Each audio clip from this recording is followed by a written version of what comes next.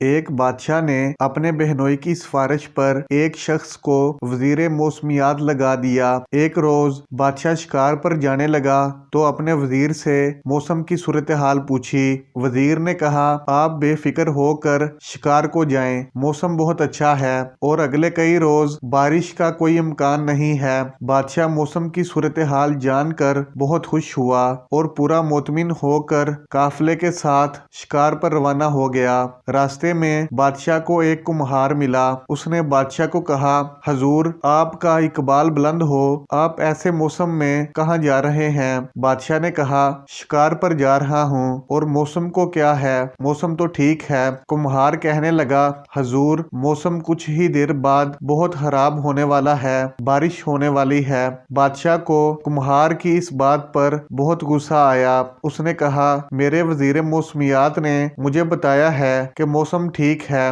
بارش کا کوئی امکان نہیں، اور تم مجھے شکار پر جانے سے روک رہے ہو، میرا وقت ضائع کر رہے ہو۔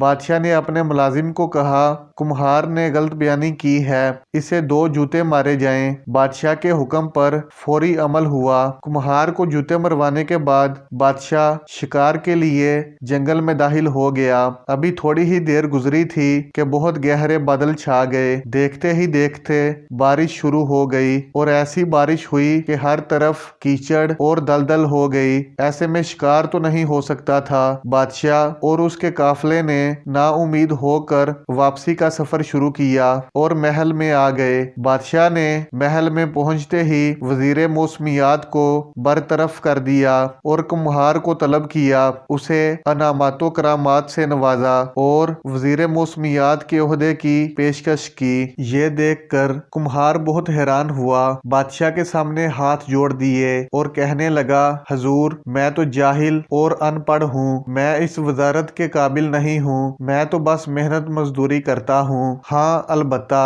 یہ ہے کہ جب میرا گدھا کان ڈھیلے چھوڑ کر نیچے لٹکا دے تو اس کا مطلب ہے کہ بارش ضرور ہوگی۔ یہ میرا تجربہ ہے اور کبھی بھی میرے گدھے کی پیشین گوئی غلط ثابت نہیں ہوئی۔ یہ سن کر بادشاہ نے تاریخی فیصلہ سناتے ہوئے کمہار کے گدھے کو وزیر موسمیات مقرر کر دیا۔ جی ناظرین، آپ کو یہ دلچسپ کہانی کیسی لگی؟ ایسی کہانیاں دیکھنے کے لیے ہمارے چینل کو سبسکرائب کر دیں۔ شکریہ۔